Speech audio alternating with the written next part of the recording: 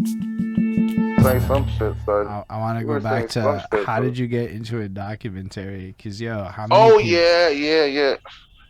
I went to film school. I'm a film student. Some Say people do. fucking Some word. people know that. Some people don't. Yeah, that's why I graduated. I mean, at Old Sullivan, and I had access to the cameras. Actually, before going to Old Sullivan, I have to give a big shout out to Baptizer, Action Man, all the people from PYO and shit, man. Back in the days, there was a place called PYO in Park X. Right. And it was a Park Extension youth organization.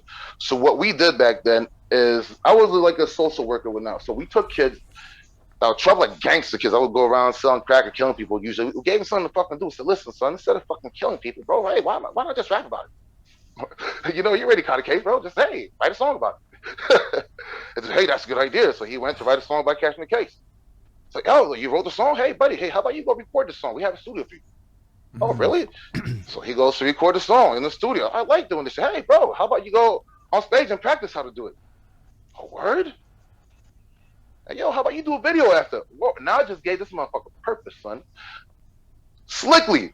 I did it slickly, so I fucking brainwashed this nigga getting off the fucking streets and making something out of himself. Without telling him to get out the street and making something out of himself. Because I said, get off the street, son. Stop selling crack. Stop gangbanging. Fuck out of here, son. You ain't my daddy. So you But now I worked gave him at something to do. that Yeah. youth center. Cause that shit's come up a few times. Also, as a really pivotal place that impacted a lot of people. Oh yeah, I worked out there. So wait, so what the fuck were we talking about, Z? The youth Yeah, we center in talked about Park X, the PYO, I think. yeah. So then and the same time what they did, they took a couple, I guess, troubled adults and whatnot and made us social workers and counselors because we came from the streets.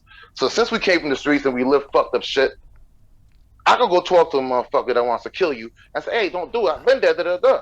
Other than the fucking Jean Jacques that never done shit, and goes, hey, get over it. Je pense pas que tu vas être back, man. Sinon, j'appelle la police. You're gonna get angry, but you're gonna listen to me because you know I got experience. So by doing so, we got a lot of kids off the streets, and then they taught us how to film videos, bro, and how to edit, and how to make beats, bro. So they taught me how to use Fruity Loops and how to use Cubase a bit and how to use Final Cut. So then I had a passion in that shit after we were done after working for them for a year, whatnot. So then I went to Old Sullivan and got my fucking degree and shit. And then I did Yo, my can we just internship. pause for a second before we move on? You just said something Mhm. huge, right? Something I discovered is that by talking to young people, I'm way better at what I do now because they can inspire me on some young people shit that I'm not really up to date on.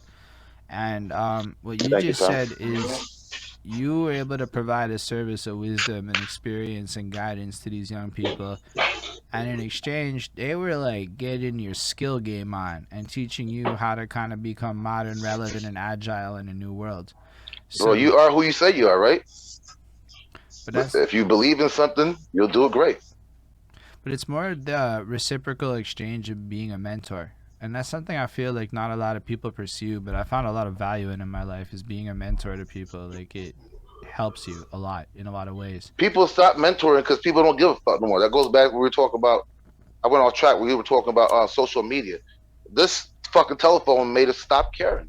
So if I don't give a fuck, if I just want to see my next funny rabbit YouTube video of fucking two dogs humping each other or donkeys having an orgy or whatever it is people look up on YouTube, that's not what I look for, guys. That's you. Y'all weird.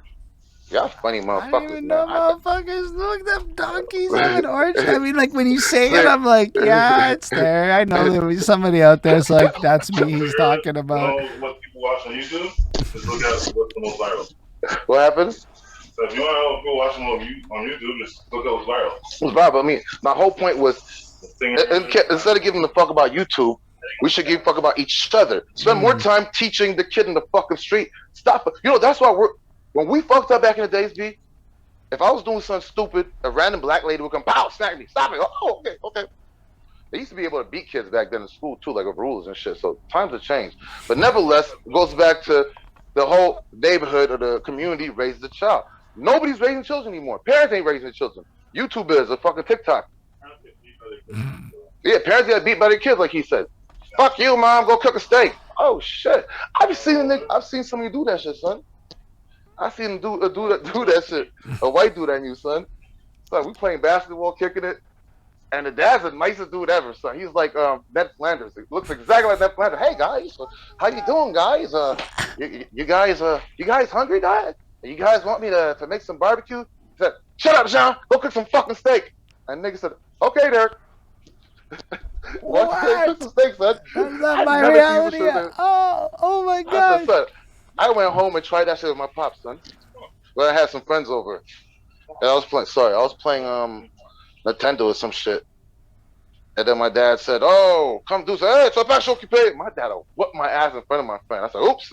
Difference between black parents and white parents. My dad did not play, son.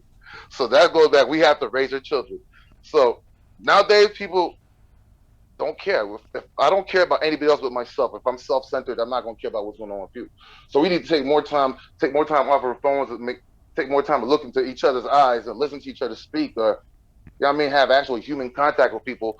Care about the homeless. I'll listen to homeless people talk.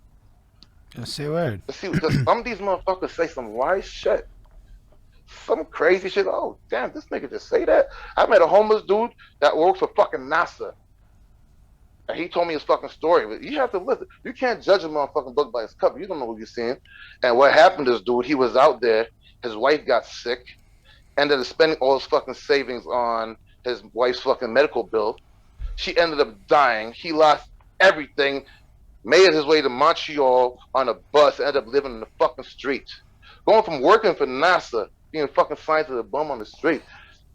That's fucked up. Life happens, though. Take the time to listen, dude. This dude has such wild shit to tell me, and I was like, wow, D. I mean, if my nose was in block, I wouldn't have stopped because you smell like shit, son. But you deep stink, dude.